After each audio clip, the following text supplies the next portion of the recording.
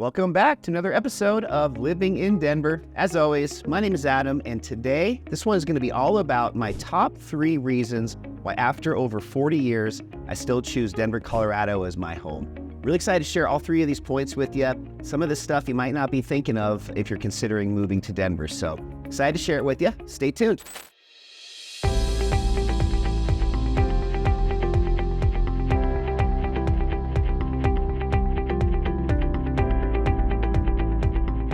All right, so as I said, today is going to be all about why Denver, Colorado is still my number 1 choice after over 40 years. Before we get started though, as always, my name is Adam and I'm a licensed realtor here in Denver, Colorado. Love making videos just like this one, but what I really enjoy, just connecting with viewers like yourselves, people that are considering moving here to the Mile High City and hopefully finding out a few ways that I can provide value. So make sure you hit me up on phone number, email, all that info down below.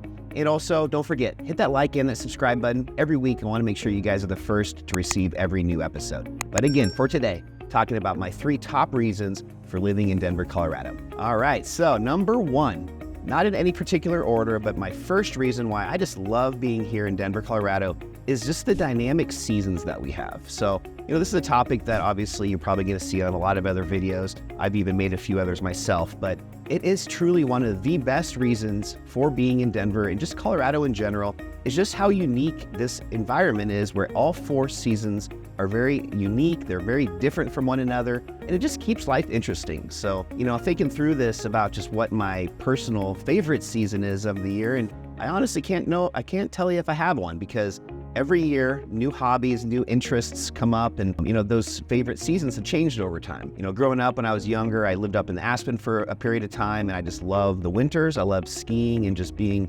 outdoors in the winter months and enjoying the mountains. And as I gotten a little bit older, I just don't ski quite as much as I used to now that I'm back in Denver. And that I think because of that has changed my season choices of what's my top list of seasons from probably the winter to now being more the summer and especially the fall. So talking through each of these just kind of briefly, spring, summer, winter, and fall. For spring, Colorado is great because you just have this excitement. Everybody knows what's around the corner. There's so many activities to do in Denver and Colorado in the summertime that spring is that glimpse, that just a little bit of taste of warm weather, and just everybody's kind of getting ready for being a lot more active and just engaged with being outdoors and enjoying Colorado. So, spring is definitely one of those seasons where I think everybody's mood is really improved and just excited for what's to come. There's also a lot of great things going on with, for example, the Colorado Rockies with the first, home game of the season in April. And then from there, getting into, a lot of outdoor activities with sports and concerts and just patios and being outside. So spring's great from that perspective. Summertime, there's just so much to do, especially if you're into going up to the mountains and enjoying the hiking and biking, getting on a few of our natural lakes. There's just, so much stuff to do, and I'll save my long speech on activities for a different video. But I did just want to talk about all 4 seasons, because the next 2, fall and winter, are the 2 that I've mentioned have just always been at the top of my list. Fall is the prettiest time, I think, of anywhere in the nation to be in Colorado, just with the leaves changing colors. And also just if you do live in Colorado, it's one of the only times a year where a lot of the tourism really dies down, and it just gives an opportunity for the locals to appreciate why we live here also. So especially if you're in a town that is somewhat tourist based, this is really that time of year where you get a chance to enjoy it for yourselves. So when I was up in Aspen, this was great because not only was it the prettiest time to be in Aspen, but it was also one of the least trafficked times to be there. So it was almost like, the city kind of was given back to the locals, and we got to enjoy it for a month or 2. Over the last couple of years with COVID and a lot more people working remotely, towns like Aspen and a lot of the mountain towns have become consistently busier and busier over the last few years, where people are just finally realizing that they can live, in more remote, less accessible parts of the state and still work and get their job done. So there have been a lot more people moving to places like this, which has caused these off seasons to be a little bit more sparse than they used to be. But, going back to Denver and why I love fall in the Denver area, it's kind of similar. It's just a beautiful time of the year to be in Denver, but also a lot of these great sports, get kind of kicked off for the season. I'm a CU alumni, so it's always fun going to the first couple CU Buffs football games. Same thing with the Broncos. There's just a lot of that stuff going on. And I really enjoy how it just gets dark a little bit earlier, which allows for these evening, events, concerts, football games, all that good stuff to actually be in the dark That sounds kind of weird, but for concerts at Red Rocks, for an example, when it's an outdoor venue, it's just nice to have the main acts when they come on and start performing, just to have it be dark enough where all of the lights and lasers and visual effects can actually make its full maximum impact on the audience when it's dark out. So kind of a random thing, but I do think that's important for the fall, making it so great for outdoor activities. And then, as I said, with winter, last and the fourth season that we have here that makes it so unique and special, skiing, backpacking, like winter, there's a lot of really cool 10th Mountain Division huts where you can actually go camping and backpack to these huts for the night. Just all kinds of cool stuff like that going on. So it's not just the one or two activities in the winter that maybe people think of when they think of Colorado, probably being just, skiing and maybe sledding or snowmobiling. There are a ton of other activities. So, as you can tell, all 4 of our seasons, there's a lot to do. So that's my first reason why I just love living in Denver, is just having those unique seasons and just how every time of year is always unique and different. And if you don't like it, just wait a couple weeks and it'll be a little bit, different, and on to the next season for you to enjoy some other activities. So number 1, definitely going to be just the seasons. Pausing the video for 2 seconds, just want to remind you, my name is Adam Lang. I'm a licensed realtor here in Denver, Colorado. Love connecting with viewers just like yourselves, providing value in any way that I can. So that phone number, email, all that info that's popping up down below, would love to connect with you. So please reach out. And don't forget that like and that subscribe button, hit that as well, please. Every week I have new videos just like this. I want to make sure you're the first ones to receive them. But for now, let's get back to the rest of the video.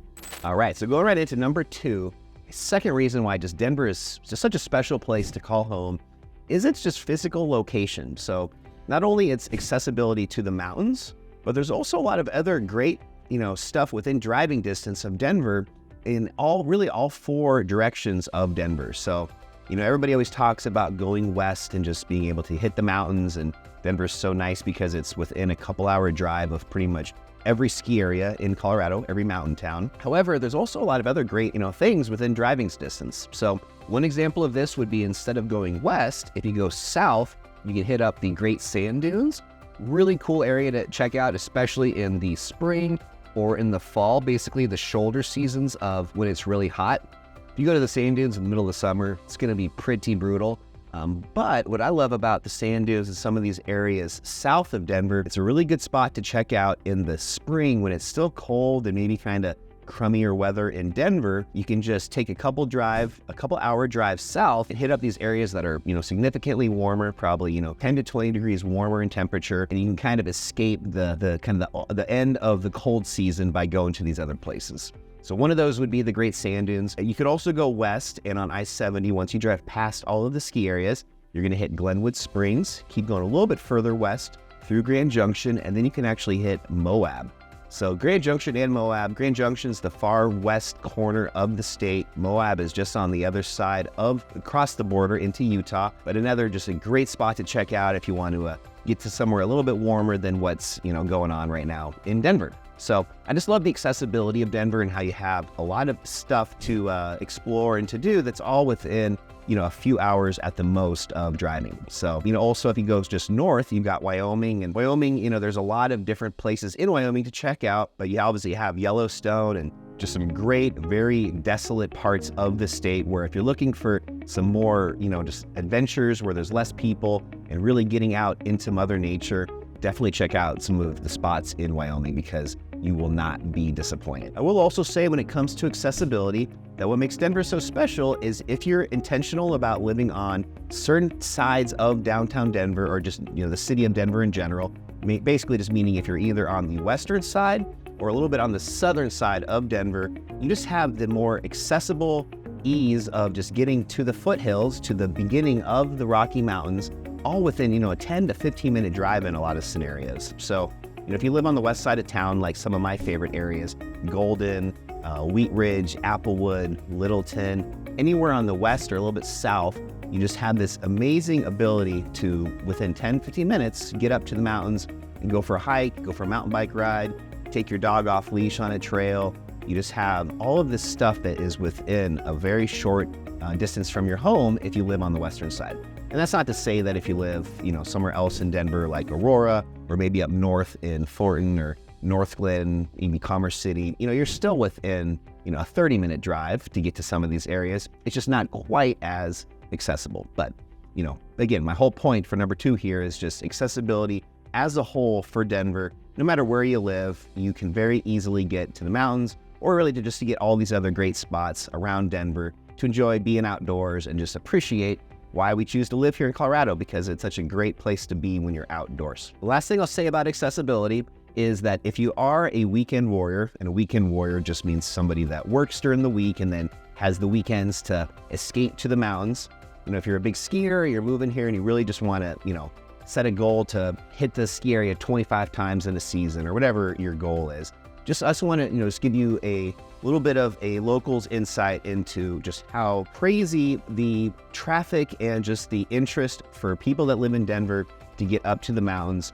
I've grown up here my whole life, and back in the day, you'd have to maybe, factor in an additional 30 to 40 minutes for your commute to the mountains if you're leaving on a weekend. If you're going up skiing on Saturday, to get there for the first lift at 9, instead of leaving at 7:30 like you would on a weekday, you'd leave at 7. It's just gotten ridiculous, where at this point, you're trying to get up to the mountains on a Saturday morning and get there for the opening lift at 9 a.m. A lot of people are leaving at 5:30.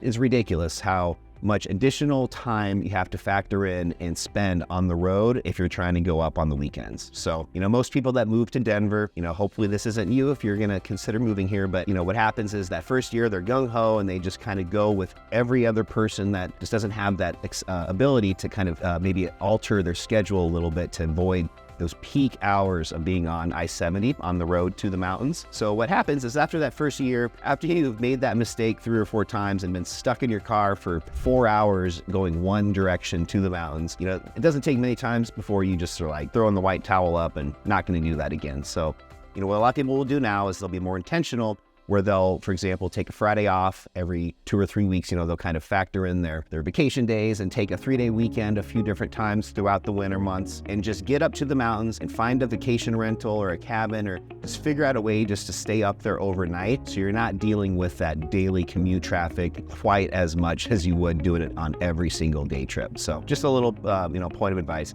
Literally it's taking, 3 to 4 hours in certain times of the year for people just to get up to or back home from the mountains.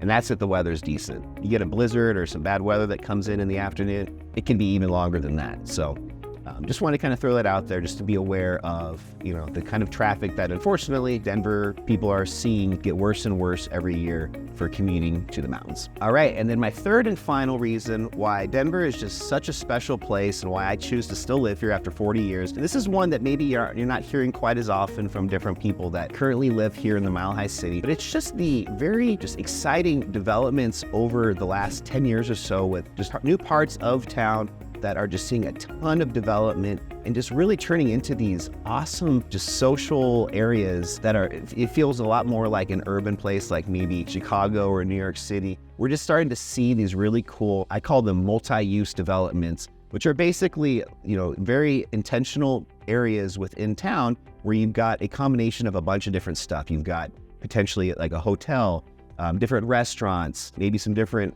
shops, a lot of locally owned Colorado-based businesses. And there's a lot of these different places popping up all over town. One that I was really excited about a few years ago when I lived over in the Sloan's Lake area was Edgewater Public Marketplace. So we're starting to see a lot of these in Denver, which is just, one of these examples that I'm sharing with why I think this is such a cool place to be right now in Denver, is the Edgewater Public Marketplace. It's like a food hall, but they've done a really good job with creating these additional areas within this big development. So you walk into Edgewater Public Marketplace and it's a big food hall where there's probably maybe 15 or 20 different small businesses that have their little, stands where you go up and can order food from multiple different places all at the same time, and, kind of have a collection of food back at your table with your friends. Everybody can kind of share each other's meals that they order. But then they also have a couple bars that partner up that are also a part of this same development. There's a rooftop that's got, artificial grass and some lawn games and just all kinds of cool stuff like that going on that, growing up, none of that kind of stuff existed out here, and feel like we're finally starting to have some of these influences from the bigger cities that we're starting to see now also in Denver. So that would be one example. The other one I'd recommend checking out is McGregor Square. So I used to work at the Rockies stadium as a kid. Used to go up and down the aisles selling lemonade and, snow cones and cotton candy, all that good stuff. So I went to probably I bet I've been to over 500 Colorado Rockies games, and for probably about 5 or 6 years when I was doing that throughout high school and college, it was a pretty rough part of town as far as the area all around Coors Field Stadium. But in the last 5 or 10 years, we have seen a ton of development in this part of Denver as well. One of those being Union Station. It actually just was in an article by Zillow this past week, February of 2024, and it was actually listed as the most expensive zip code in all of Denver. So, this area right around the Coors Field and Union Station is the most expensive price per square foot of any real estate in Denver. I believe it was about $532 a square foot. So with McGregor Square that I had mentioned, this is an area that is directly across the street from Coors Field, and they have the same idea where there's all these different businesses that all share this square, this exterior grass. There's these huge screens across all these different sides of the buildings, so they can be showing live sporting events, especially the Denver games when they're away, or even when they're being played at home. Instead of being in the stadium, you're able to still watch the game right next door, and it creates this awesome atmosphere. So, at the end of last year, we had the Denver Nuggets basketball team here in Denver. They were in the finals for the first time in a long time. We actually won. It's pretty amazing. But this is an example where they had these games being projected in this huge courtyard, McGregor Square. Thousands of people, fans, for free, just hanging out, drinking at the different bars that are all sharing this communal kind of middle square area, and just great energy. So another example of just all this cool stuff that's popping up all throughout Denver.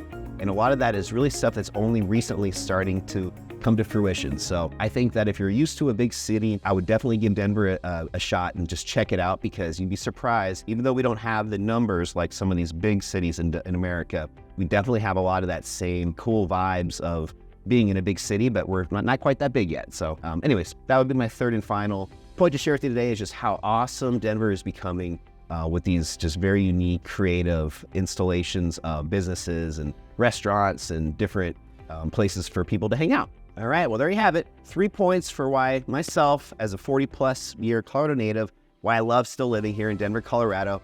Hopefully that stirred up a couple ideas on your end for why you might be considering moving to Denver, and hopefully got you excited about maybe, connecting and talking a little bit more about why Denver is such a special place. So one last time, guys, my phone number, my email, all that info is down below. A lot of times what I do is I connect with viewers like yourselves and do a 30-minute strategy session on Zoom. Just gives us an opportunity to meet each other and hopefully find a few different ways that today I can provide value to you, regardless of when you may or may not be considering moving here to Denver, Colorado. So I would love to offer you that opportunity to connect with me. So again, feel free to reach out. And don't forget, hit that like and that subscribe. Every week, releasing new videos just like this, and I want to make sure you're the first to receive them. So until next week, have a great rest of your day, and I'll see you then. Bye.